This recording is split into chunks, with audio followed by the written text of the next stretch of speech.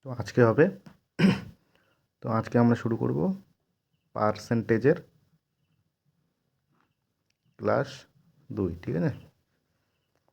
তো কালকে শেষের দিকে আমি শিখিয়েছিলাম 1 মানে 100%, 1/2 মানে কত পার্সেন্ট, 50%। তেমন 1/3 মানে কত, এত পার্সেন্ট।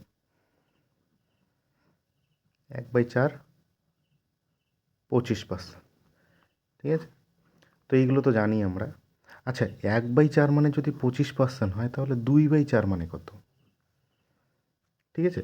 তো তখন আমরা কি করব, এই দুটা দিয়ে কি করব, এই 25%কে গুণ করব, তাহলে 2/4 মানে হবে 50%। এইভাবেই মনে করো 1/8, এটা মানে কত, 12.5%, ঠিক আছে। তো এখন 1/8 আছে, এখন যদি এটাকে আমি যদি 4 দিয়ে গুণ করি, 4/8 করি, তাহলে কত হবে। এটাকে কি করব, 12.5টাকে কী করব, 4 দিয়ে গুণ করব, আর যেটা অ্যান্সার বেরোবে সেটাই হলো এর পার্সেন্টেজ, ঠিক আছে। তো এই জিনিসটাকে ভালো করে মনে করো।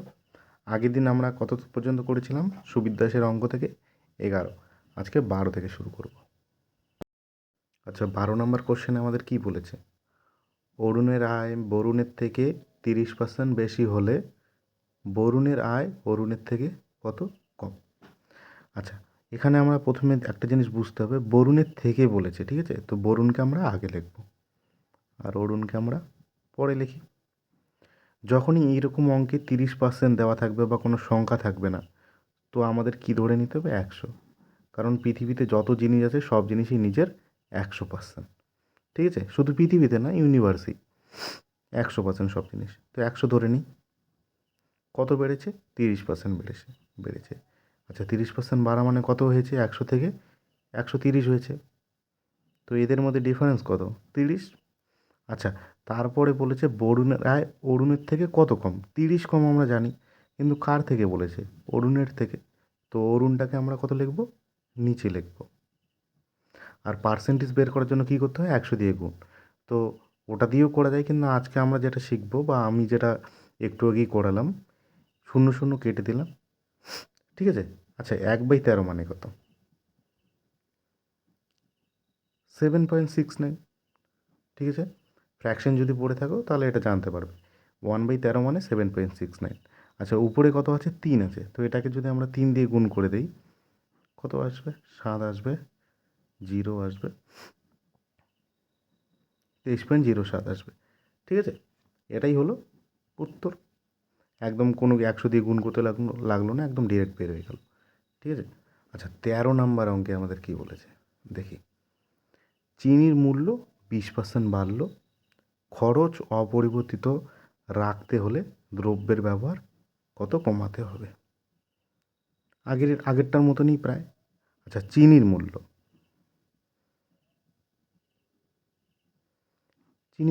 আচ্ছা কোনো চিনির মূল্য তো এখানে কোনো সংখ্যা দেওয়া নেই, তাহলে আমরা কত ধরে নেব, 100। 100 থেকে কত হয়েছে, 20% বেড়েছে, মানে 100 থেকে 20 বেড়েছে, হয়েছে কত, 120 টাকা, ঠিক আছে। আচ্ছা, 100 টাকাতে আগে পাওয়া পাওয়া যেত মনে করো 1 কেজি চিনি। তো আমি জানতাম না, বাজারে আমি 100 টাকায় নিয়ে গেছি, এখন চিনির দাম হয়েছে 120 টাকা।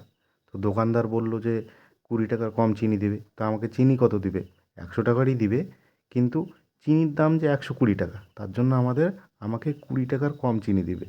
কার উপরে ক্যালকুলেট করে দেবে, যেটা বর্তমানে চিনির দাম, সেটা হলো 120 টাকা। আর পার্সেন্টেজ বের করার জন্য 100 দিয়ে গুণ করতে হয়, তো ওইভাবে আমরা করব না। আমরা কীভাবে করব, 0 0 কেটে দেব, ঠিক আছে। কেটে দেওয়ার পরে, আচ্ছা প্রথমে আমরা জেনে নিই 1/12 মানে কত। 1/12 মানে কত, 8.33। আর উপরে 2 আছে মানে এটাকে আমরা 2 দিয়ে যদি গুণ করে দিই, কত আসতেছে, 6 আর 2 তো এটাই হলো কি, এত পার্সেন্ট আসবে কিন্তু। তো এটাই হলো উত্তর। 14 নম্বর অঙ্ক এই 13 নম্বর অঙ্কের মতনই সেম, তাই 14 নম্বর অঙ্ক আমরা করতেছি না, আমরা একদম যাচ্ছি 15 নম্বর অঙ্কে। তো 15 নম্বর অঙ্কে কী বলেছে? এক ব্যক্তির বেতন প্রথমে 20% বেড়েছে, পরে 20% কমে গেছে, মোটের উপর বেতন কত? আচ্ছা, ওর বেতন তাহলে আমরা কত ধরে নেব? ওর বেতন তো দেওয়া নেই, তাহলে আমরা কত ধরে নেব? 100। তো কী বলেছে প্রথমে? 20% বেড়েছে। 20% বেড়েছে মানে কত হয়েছে? 100 থেকে 120 হয়েছে, ঠিক আছে? তারপরে কি বলেছে? 20% কমে গেছে। কমে গেছে মানে কত হয়েছে? 80 হয়েছে। আচ্ছা, কতর উপরে হয়েছে? বেতন তো ওর 100 ছিল, 100-র উপরেই তো 120 হয়েছে। তো এখানে 100 দিয়ে গুণ করব। এই 80-র নিচেও সেমভাবে 100 দিয়ে গুণ করব, ঠিক আছে? কারণ 100 থেকে তো 80 হয়েছে না? তারপরে 0 0 কেটে দেবো, এটা 0 কেটে দেবো, এটা 0, এটা 0, এটা 0 কেটে দেবো। 8 বারং কত? 96। তো মোটের উপর কত হয়েছে? 4% কী হয়েছে? কমেছে। কারণ 100 ছিল চিনির দাম, মানে ব্যক্তির বেতন ধরো 100 ছিল, এখন হয়েছে কত? 96। তাহলে কি হয়েছে? 4% হ্রাস হয়েছে। এটাই উত্তর। 16 নম্বর প্রশ্নে কি বলেছে? এক ব্যক্তি তার আয়ের 10% সঞ্চয় করে। তার আয় 10% কমলে যদি সঞ্চয়ের পরিমাণ একই থাকে তবে তার শতকরা সঞ্চয় কত? আচ্ছা, কী বলেছে? মনে করি ধরে নিই ব্যক্তিটির বেতন 100। আচ্ছা, সংখ্যা দেওয়া নেই, তার মানে আমাদের কত ধরে নিতে হবে? 100-র উপরেই হিসাব করতে হবে। 100। আচ্ছা, ওর বেতন যখন 100 টাকা থাকে, ওর সঞ্চয় কত করে? 10% করেন। তাহলে সঞ্চয় কত? 10 টাকাই ধরে নিই, ঠিক আছে? তারপরে কি বলেছে? তার আয় 10% কমেছে। আয় মানে কি? বেতন থেকে 10% কমেছে, মানে হয়েছে কত? 90। কিন্তু 90 টাকা যদি কমে থাকে, তারপরে বলেছে সঞ্চয়ের পরিমাণ একই থাকবে। তাহলে সঞ্চয় কত থাকবে? 10 টাকাই থাকবে। 90 টাকা বেতন হয়ে গেল, সঞ্চয় কত? 10 টাকাই থাকবে। তারপরে কি বলেছে? তাহলে সঞ্চয় কত, শতকরা সঞ্চয় কত কমবে? আচ্ছা, এই যে 10 টাকাটা, এটা কার উপর ক্যালকুলেট হবে? নতুন যেটা বেতন সেটার উপরই ক্যালকুলেট হবে। তাহলে 90 দিব, তারপরে 0 0 কেটে দিব। আচ্ছা, 1/9 মানে কত? এ এত পার্সেন্ট। এটাই কি উত্তর? 17 নম্বর অঙ্কে কী বলেছে? কেরোসিন তেলের মূল্য পরপর দুবার 20% ও 30% বৃদ্ধি হয়েছে, মোটের উপর শতকরা বৃদ্ধি। এটা 15 নম্বর অঙ্কটার মতন অনেকটা। তো বেতন আমাদের কত ধরে নিতে হবে? 100 ধরে নিতে হবে। তারপরে কি বলেছে? প্রথমে 20% বেড়েছে, তারপরে কত বেড়েছে? 30% বৃদ্ধিই হয়েছে এখানেও, 130 হয়েছে। আচ্ছা, কতর উপর হয়েছে? 100 টাকার উপরেই তো বৃদ্ধি, 120 টাকা হয়েছে। এটার ক্ষেত্রেও সেম 100। তারপরে কী করবো? 0 0 কেটে দেবো, 0 0 0 0 কেটে দেবো। আচ্ছা, এটা 12 আর 13 গুণ করবো, কত আসবে? 108। 12 আর 13 যদি আমরা গুণ করি, 130, তারপরে 24,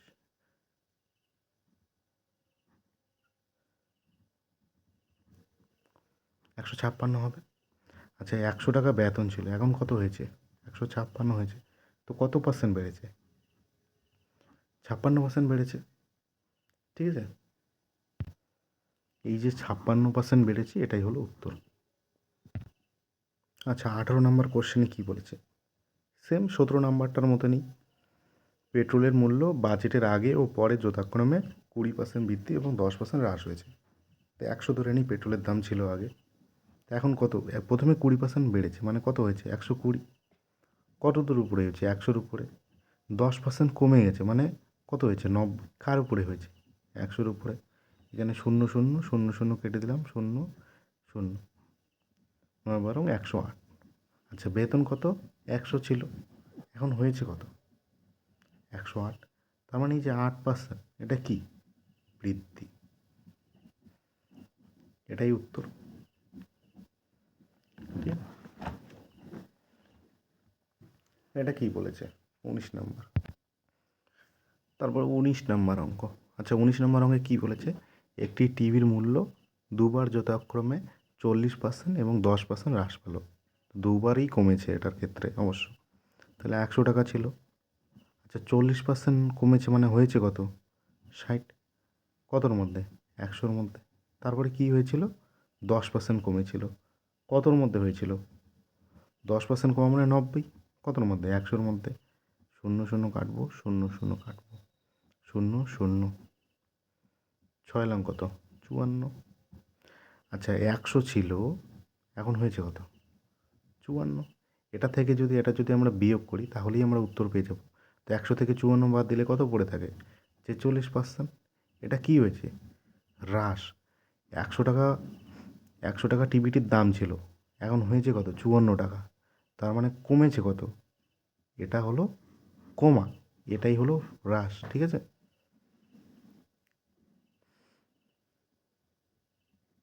20 নাম্বার কি বলেছে? পরীক্ষার পাস নম্বর 36%।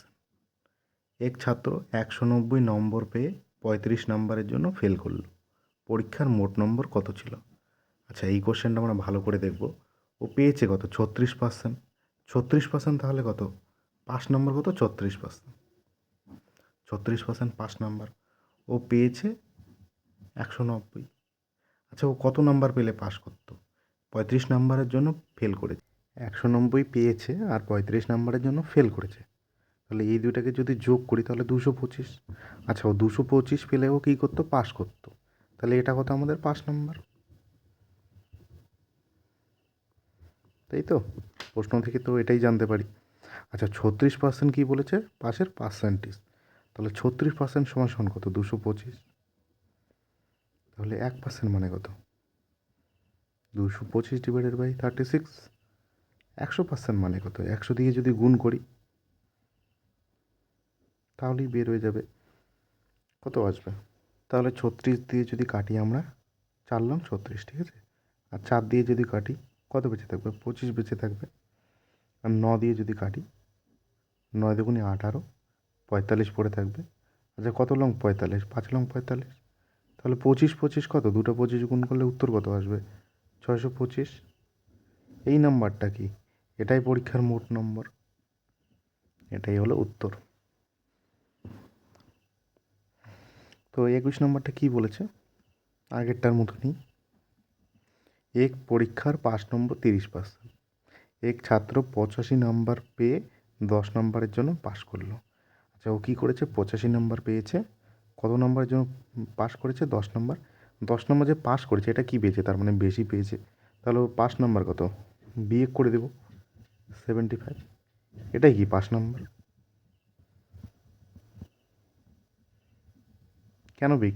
কেন এটা আমরা বিয়োগ করলাম? এই যে 85 নম্বরটা আছে এটা ও পেয়েছে, আর কি পেয়েছে? ও 10 নম্বর বেশি পেয়েছে। যেহেতু ও 10 নম্বর বেশি পেয়েছে বা 10 নম্বর বেশি পেয়ে পাস করেছে, তাহলে 10 নম্বর যদি 85 থেকে বিয়োগ করে দিই তাহলে যেটা নম্বর পেয়েছে সেটাই হলো পাস নাম্বার। আর কি বলেছে? এই যে 30%, এটা কি বলেছে? 30%-এ কি? এটাই পাস নাম্বার। তাহলে 30% মানে এত, 1% মানে কত? 75/30। মোট নাম্বার চেয়েছে। আচ্ছা মোট নাম্বার কত? 100 দিয়ে গুণ করবো আমরা। 0 0 3 দিয়ে যদি কাটি 25। তাহলে উত্তর কত আসবে? 250 নম্বর। এটাই কি আমাদের উত্তর বেরোবে। আজকে তাহলে এখান পর্যন্তই অঙ্ক করব। 21 নম্বর পর্যন্তই আজকে অঙ্ক আমরা করব। পরের দিন আমরা 22 নম্বর থেকে অঙ্ক শুরু করব। ঠিক আছে?